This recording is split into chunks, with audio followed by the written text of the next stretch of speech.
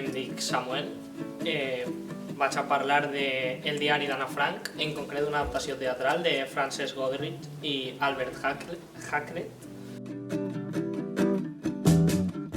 Està basat en un diari real que se va trobar d'Anna Frank, que és un llibre que vaig llegir amb ma mare, ens va agradar molt, vam estar molt interessat.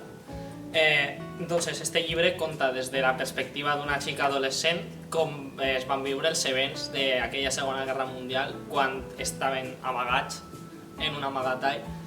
De fet, van estar dues famílies i és molt interessant la història per el punt de vista que té ella sobre els adults i sobre les persones de les altres famílies, les relacions que tenen entre ells, inclús algun confrontament que tenen per estar allí tancats tant de temps junts. També és molt interessant perquè si eres una persona adolescent pots veure més o menys com hauria sigut i si tu hauries interpretat d'una manera similar estar visquent una situació com d'aquesta manera.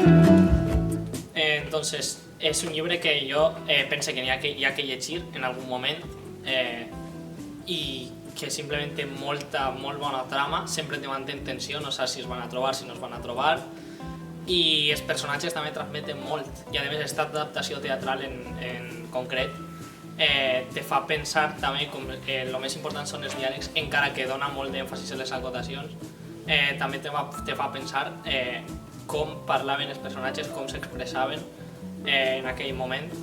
Pues us anime a tots a llegir-vos este llibre, és molt interessant, i adeu.